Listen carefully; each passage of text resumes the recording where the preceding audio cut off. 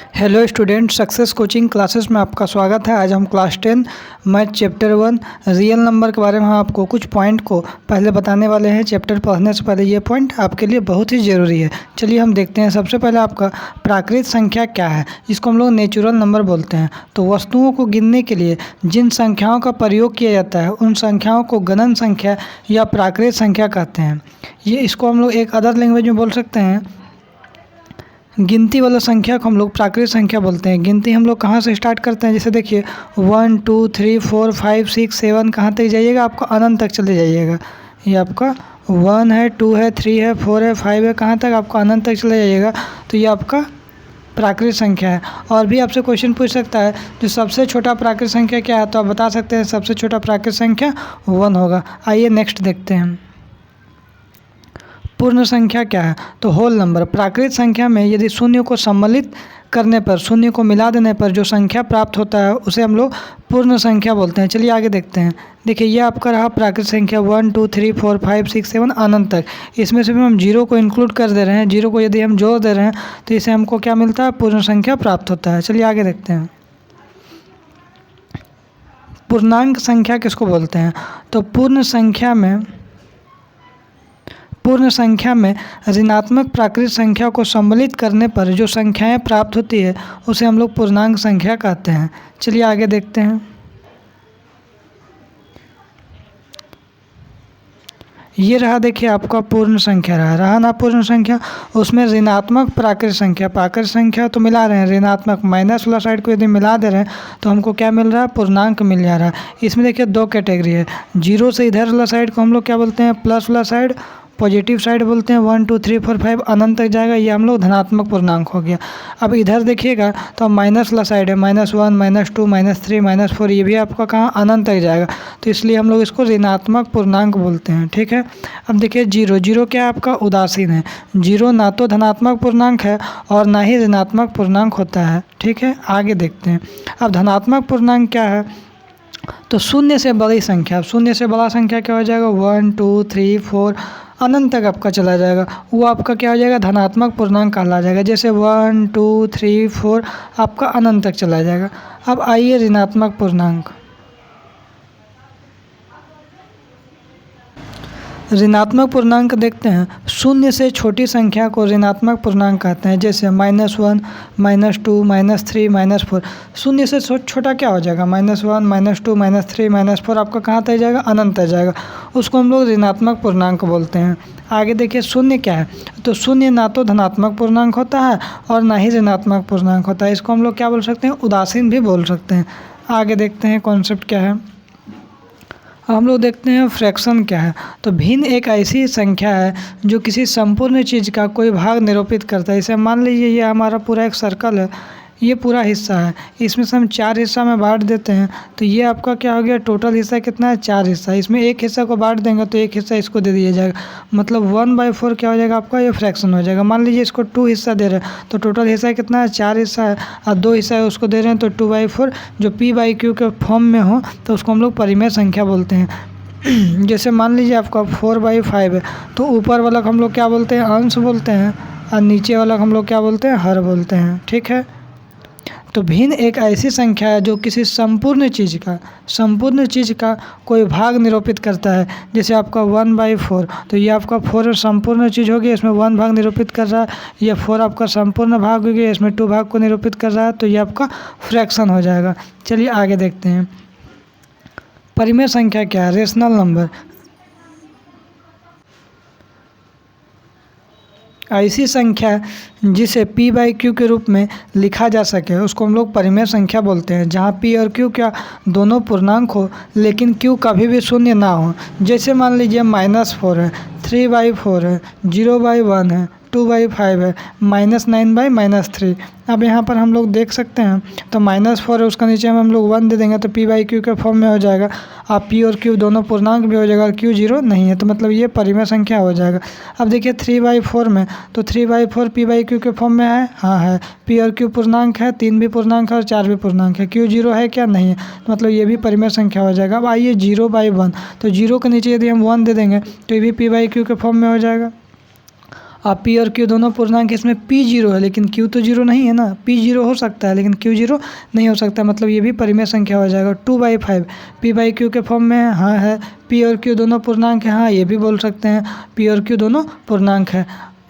Q not equal to zero, तो Q इसमें zero नहीं है, मतलब नीचे वाला को हम लोग क्यू बोलते हैं, ऊपर वाला को हम लोग पी बोलते हैं, तो 5 जीरो नहीं है, इसलिए ये भी परिमेय संख्या हो जाएगा। अब देखिए -9/3 -3, अब ये भी देखिए आपको पी बाई क्यू के फॉर्म में है, तो हाँ पी बाई क्यू के फॉर्म में है। पी और क्यू दोनों पूर्णांक है तो बोल सकते हैं हाँ दोनों पूर्णांक है। क्यू क्या जीरो है, नहीं है, तो ये भी हम लोग बोल सकते हैं ये परिमेय संख्या हो जाएगा। लेकिन 1/0 ये तो पी बाई क्यू के फॉर्म में है, पी और क्यू दोनों पूर्णांक है लेकिन Q not equal to zero, लेकिन यहाँ पर क्या है क्यू जीरो है, जिसके कारण ये आपका परिमेय संख्या नहीं होगा। मतलब नीचे क्यू में नीचे यदि जीरो है तो वो परिमेय संख्या कभी भी नहीं बनेगा। अब आइए अपरिमेय संख्या किसको बोलते हैं? हम लोग इरेशनल नंबर है वे संख्या है जिन्हें पी बाई क्यू के रूप में हम नहीं लिखा जा सकता है, वैसे संख्या को हम लोग अपरिमेय संख्या कहते हैं। अब जैसे आपका देख लीजिए √2 हो गया, √3 हो गया, √5 हो गया, पाई हो गया, ये सब क्या आपका संख्या अपरिमेय संख्या है। जैसे मान लीजिए आपका यही √1 है, अब √1 किसका स्क्वायर है, तो 1 का स्क्वायर है, तो 1 का स्क्वायर नहीं, इसका नीचे हम लोग 1 दे के पी बाई क्यू के फॉर्म में है, मतलब ये परिमेय संख्या बन जाएगा। मतलब ऐसा कोई भी संख्या जो रूट में हो किसी संख्या का परफेक्ट स्क्वायर हो तो वो संख्या आपका क्या हो जाएगा, परिमेय संख्या बन जाएगा। जैसे मान लीजिए आपका √36, अब √36 है तो इसको खोलिएगा तो क्या खोलेगा, 6 × 6 खोलेगा तो क्या हो जाएगा, 6 आ जाएगा। मतलब इसके नीचे हम लोग 1 दे के इसको हम लोग परिमेय संख्या बना सकते हैं, तो ये रूट में होने के बावजूद भी ये आपका परिमेय संख्या हो जाएगा। जैसे मान लीजिए आपका √3 ये किसी संख्या का स्क्वायर नहीं है, मतलब ये आपका अपरिमेय संख्या है। √2 किसी संख्या के स्क्वायर नहीं है, मतलब ये आपका अपरिमेय संख्या है। मान लीजिए आपका √7 ये किसी संख्या के स्क्वायर नहीं है, तो ये आपका अपरिमेय संख्या हो जाएगा। मान लीजिए √9 ये आपका किसका स्क्वायर है, 3 का स्क्वायर है, मतलब ये आपका परिमेय संख्या हो जाएगा। तो इसका कहने का मतलब है जो जितना भी रूट वाला संख्या है किसी संख्या का परफेक्ट स्क्वायर है, यदि उसमें रूट भी लगा है तो वो संख्या परिमेय हो जाएगा, और यदि उसमें रूट है लेकिन किसी संख्या का परफेक्ट स्क्वायर नहीं है तो वो आपका अपरिमेय संख्या हो जाएगा। जैसे √2 किसी संख्या के स्क्वायर नहीं है, √3 किसी संख्या के स्क्वायर नहीं है। अब देखिए अब आते हैं पाई में, पाई क्या है आपका अपरिमेय संख्या, लेकिन पाई का जो वैल्यू है 22/7 वो आपका क्या हो जाएगा, परिमेय संख्या हो जाएगा। पाई का वैल्यू 22/7 वो आपका परिमेय संख्या हो जाएगा, लेकिन पाई जो आपका खुद अपने आप में अपरिमेय संख्या है। अब आते हैं वास्तविक संख्या, तो वास्तविक संख्या किसको बोलते हैं, जब परिमेय और अपरिमेय संख्या दोनों को मिला देते हैं वास्तविक रूप में सम्मिलित करके लिखा जाता है तो उसको हम लोग वास्तविक संख्या बोलते हैं। वास्तविक संख्या में आपका परिमेय संख्या और अपरिमेय संख्या दोनों इंक्लूड रहता है। इसे मान लीजिए आपका √2 आपका अपरिमेय संख्या है तो ये भी आपका वास्तविक संख्या हो जाएगा। ऐसे 4/5 क्या है, ये आपका परिमेय संख्या है, ये भी वास्तविक संख्या हो जाएगा। वास्तविक संख्या में परिमेय संख्या और अपरिमेय संख्या दोनों का योग को ही हम लोग वास्तविक संख्या बोलते हैं। जैसे आपका यहाँ पर देख रहे हैं तो यहाँ पर आपका 1/2 परिमेय संख्या फिर भी वास्तविक संख्या हो जाएगा, पाई अपरिमेय संख्या फिर भी आपको वास्तविक संख्या हो जाएगा, √2 अपरिमेय संख्या फिर भी आपको वास्तविक संख्या हो जाएगा, और 4/3 आपका परिमेय संख्या फिर भी ये आपका वास्तविक संख्या हो जाएगा। अब देखिए वास्तविक संख्या जो है ना वो 2 प्रकार का है, परिमेय संख्या है और एक क्या है आपका अपरिमेय संख्या है। अब परिमेय संख्या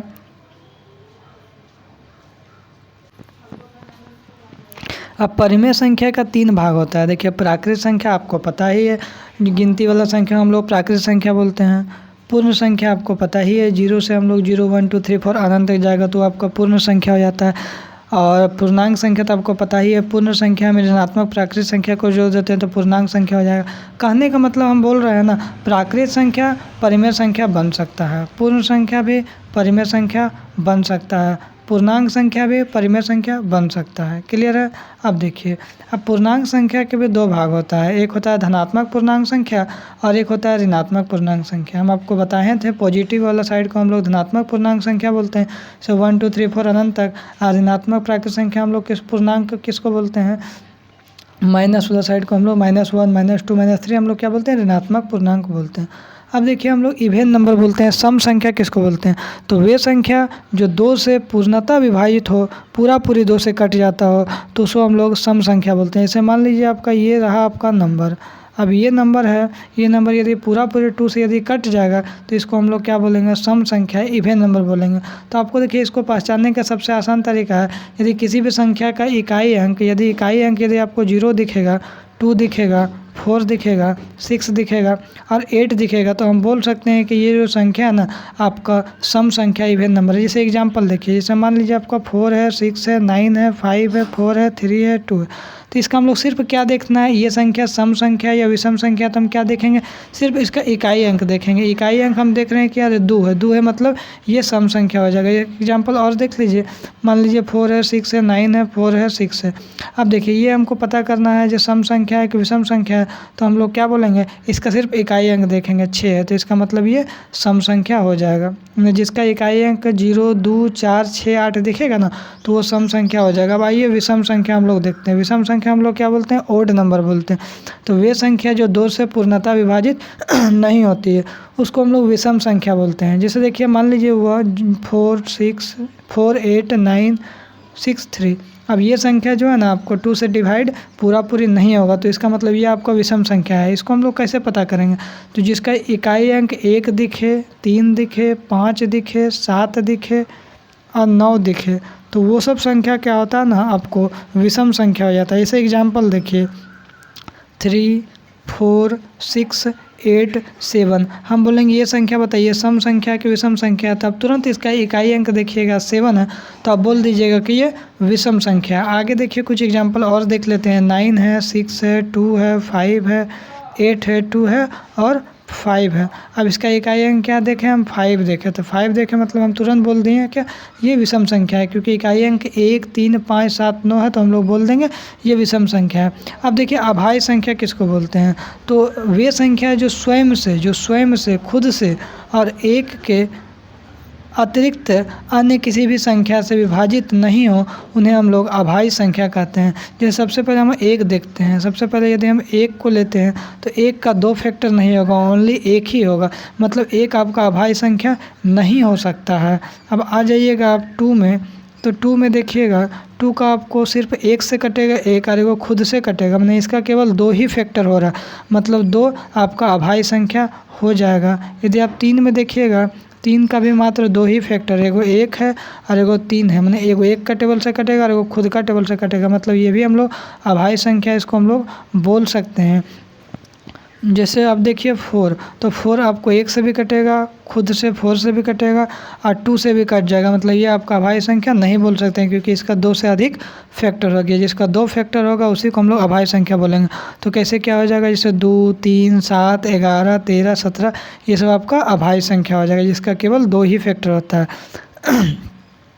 अब देखते हैं भाज्य संख्या क्या है। तो भाज्य संख्या क्या है, तो वे संख्या जो स्वयं और एक के अतिरिक्त अन्य किसी संख्या से पूर्णतः विभाजित हो, तो वैसे संख्या को भाज्य संख्या बोलते हैं। तो सबसे पहले हम लोग देखते हैं जो 4 को देखते हैं, तो 4 आपका 1 से भी कटेगा और खुद का टेबल से भी कटेगा और क्या आएगा 2 का टेबल से भी कटेगा, मतलब 2 से अधिक फैक्टर हो रहा है। इसका मतलब ये संख्या जो है आपका भाज्य संख्या हो जाएगा। मतलब जो स्वयं से कटे और 1 से कटे, इसके अलावा भी यदि कोई टेबल से कटे तो उसको हम लोग भाज्य संख्या बोलते हैं। इसे मान लीजिए और भी एग्जाम्पल देखिए, इसे 8, 1 से तो कटेगा और खुद से 8 से भी कटेगा, इसके अलावा 2 से भी कट जाएगा, इसके अलावा 4 से भी कट जाएगा, मतलब 2 से अधिक फैक्टर हो रहा है।